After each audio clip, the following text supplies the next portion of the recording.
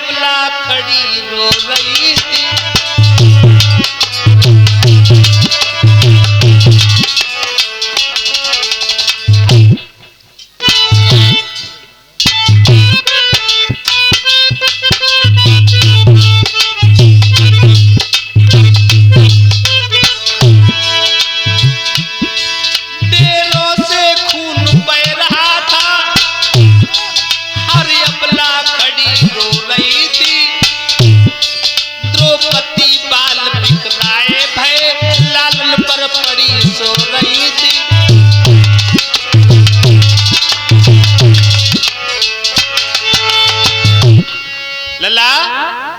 द्रौपदी ने देखा कि हमारे बच्चों का वध हो चुका है, उन्हें गोदी में रख करके रोने लगी।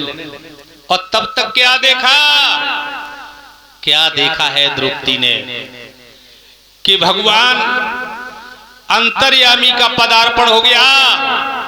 और भगवान कन्हैया कहने लगी, द्रौपदी आज इस तरीके से रोने का मतलब क्या है? मतलब तो श्रीमन साफ दिख रहा है, मेरे बच्चों का वध कर दिया, अभी इस खेल में कोई और बस कसर बाकी हो तो उसे भी पूरा कर डाला। भगवान कन्हैया कहने लगे, द्रौपदी ठहर जाओ। क्यों? ये रोना धोना बंद कर दो, जब तक तुम्हारे हम बच्चों के बधिक को पकड़ करके नहीं लाता और तब तक तुम्हें चेहरा नहीं दिखाऊंगा। भगवान पड़ गए झंझट में, सोचने लगे क्या करने जा रहा था और क्या हो गया। बताया है लला, हमारे गुरु ब्रजेश कुमार शास्त्री जी एक लाइन गाओ करते थे, अरे घर के तुम्हारे हम बन गए मेरे भैया, कोई पनऊ में लग गई बैरने आगे दी।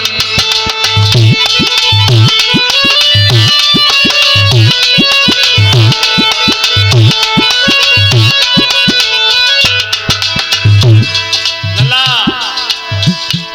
अरे घर के तुम्हारे हम बन गए मेरे गुल्लू, कोई पनऊ में लग गई बैरने आगे दी।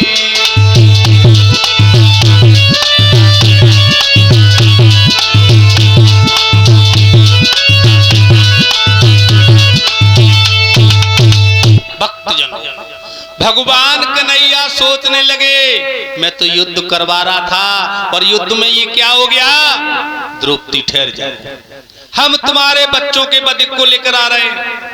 भगवान कन्हैया और अर्जुन वहां से निकल पड़े, चले जा रहे थे रास्ता में और तौले होते थे दुर्योधन द्रोणी जो रहे सर ताने हुए चले आ रहे थे। भगवान कन्हैया समझ गए इसका मतलब है कि यही चोर है और इसी ने बच्चों का वध किया है। इशारा दिया अर्जुन को और अर्जुन ने द्रोणी की मुश्कों को बांध लिया, खींच करके लेके आए, द्रौपदी के सामने खड़ा कर दिया। भगवान कन्हैया कहने लगे, द्रौपदी अब तुम ही बताओ, तुम्हारे बच्चों के बधिका में क्या हाल करूं। अरे कह दो तो से जान से मार दे और कह दो तो से दंड दे के छोड़ दे। सो ये एकदम द्रोणी बोला, महाराज अधिकार अब आपके ऊपर है, बिल्कुल आपके ऊपर है। क्यों? तुम्हें नहीं मालूम है, मैं बता रहा हूं। के ली चलाए खूब उस चलती में, चला शिवम कि जितनी चल सकी हमारी।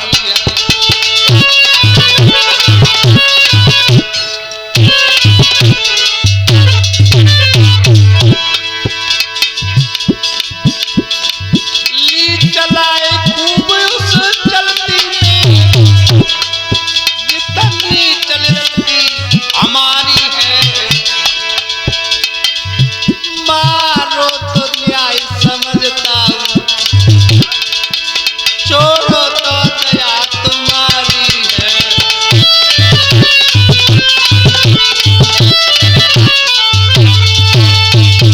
जवाब दिया दिया महाराज, हमने अपने चलती में कोई कसर नहीं रखी।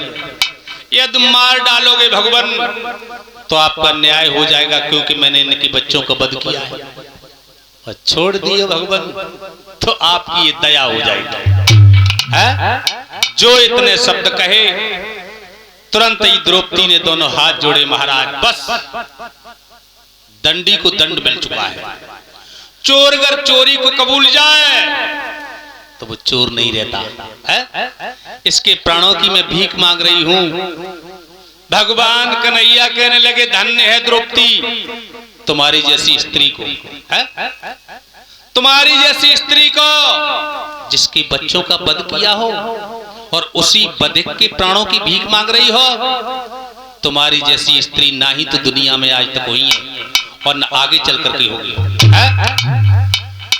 भगवान कन्हैया ने द्रोणी के सर से मणि को निकाला और कलंकित करके उसे छोड़ दिया। अब वही तो भगवान चैन से ना बैठे पाए और तौले द्रोणी ने एक दूसरी चाल चल डाली। कौन सी चाल चली?